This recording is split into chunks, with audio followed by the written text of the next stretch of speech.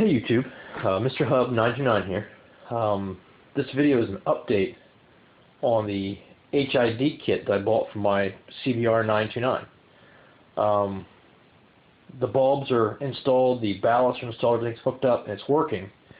All the bugs and kinks are out, so I thought it was time to go ahead and do a follow-up video and let everybody see what the kit looks like. So, the CBR929 has 3 headlights.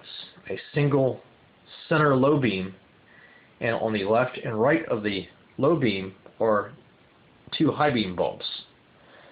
Why Honda decided to take that route, I have no idea. Most everybody else is using a single high beam and a single low beam side by side. But for whatever reason, this is what they did. So you can kind of see in there, you see the bulb in the center. That's the standard low beam bulb. I'm trying to see if I can show you the HID bulb. It's sometimes easier said than done. Okay, you can kind of see it there with the wire running down the side of the bulb. And that's on both sides of the kit. The CBR929 comes with a spacer added to the bulb to set it up properly in the housing. I had to use that spacer to hook the HID kit up to its power source, which was the stock harness. So I was not able to use those pieces to hold the bulbs in properly. But what I did find was the bulbs were very stable without it. So they weren't as tight as I would like to see, and I may eventually create a spacer to go behind the bulbs for the latches to hold them in properly. But as of right now, it really doesn't seem needed at all. I pulled the cover off on this one side. Well, let me show you the clean side first. This is what the install looks like when you're looking at the bike. Okay, there's nothing you can really see until you turn the handlebars and look in. And all you really notice is right there. It's hard for me to get up here so you can see it. The red and black wires right there under the throttle cables. That's all you see. That's it. Everything's contained in this side panel right here. The other side I've got pulled off, so we'll walk over and show it to you. Okay. And right there, that I've got too much light here. Let me try and make an adjustment. If it'll let me. Apparently while I'm recording I can't change the settings, so we're just going to make do here. That is the ballast. There's a transformer here that converts the voltage, bumps the voltage up. It's 23,000 volts. Yeah. And that all plugs in with pigtails. So right here, this is the stock harness connector. This piece right here is that adapter I was speaking of, that the bulb plugs into, that sits it properly inside the housing. And then right here is a plastic plug that plugs into the adapter. And I mean that I got the 3 taped together to make sure nothing falls apart, comes loose, and keeps any moisture or dust out.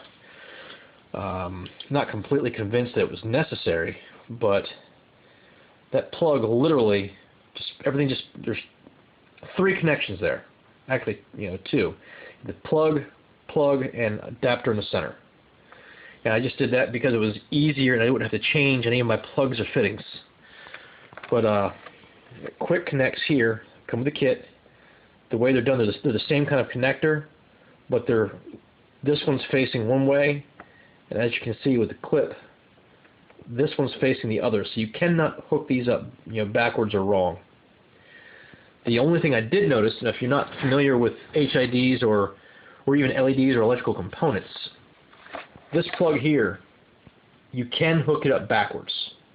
If you hook it up backwards, it simply will not work. You unplug it and flip the plug over, plug it back in, and the kit should come right on. course, here's the two wires coming through.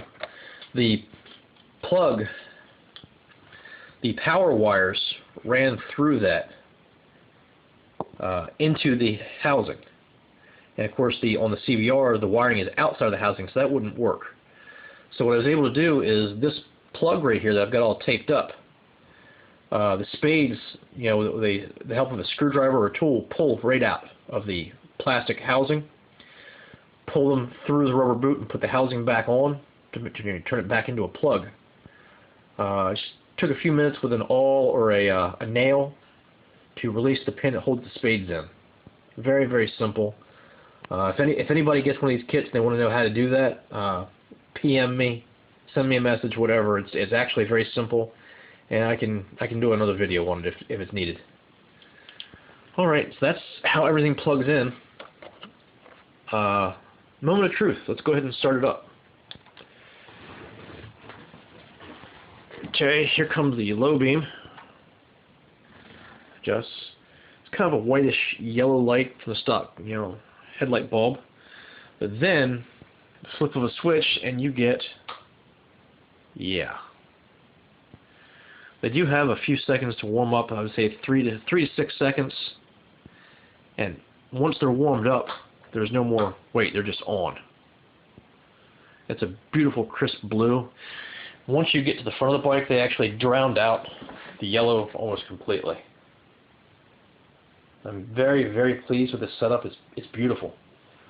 I've yet to have a single night ride, so I can really see the difference. But the night I did it, I actually pulled the bike out in the yard, went for a ride, and came home. And then the bike sat out till after dark. So then I had to start the bike and turn it on to bring it here in the garage. And the difference in lighting was unreal. I mean, it's a very noticeable difference just moving the bike in the yard. So I really can't wait to see how much extra distance and safety I get with the addition of brighter lights to the high beam unit. So there you go, folks, the CBR929 with dual high beam headlight kit mounted. And like I say, everything is a smooth mount under the cover. See, these covers on the CBR929, they are cavernous. I mean, it's just deep in there. There's probably a whole foot of storage, almost as much space for storage in there as what's in the trunk. And I'll show you that. A lot of people don't realize how much room these bikes have in the trunk. Because, you know, several friends of mine have newer bikes, and they're lucky to put a cell phone and a pack of cigarettes on the seat. And I've got all this space under the seat. It's really hard to see depth, but the space actually opens up inside. I can stick a 2-liter bottle in there and a shirt with no problem, and still have room for other stuff.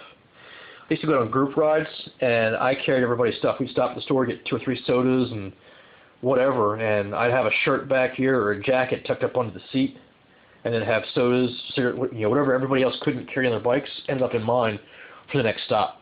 So the CBR929 really is a gifted bike in the amount of space that the engineers gave you to work with. And for the HID conversion, that really pays off because you've got all this space in which to hide the HID unit, and it's right next to the headlights, right next to the plugs. This wire right here is the stock harness. It plugs in right here, stock, and it just simply got shifted over. The cover actually comes up to here.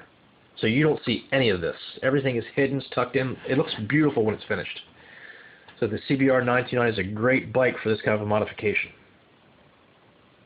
I am beyond pleased with it. So there you go, folks. CBR929 with the HID conversion on the high beams. I love that crackle.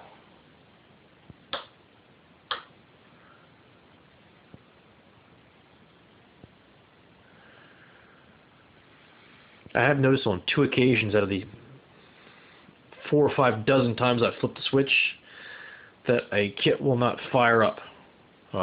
One bulb for whatever reason will miss. The only thing you do is click the switch off, turn it back on. There you go, folks. Enjoy.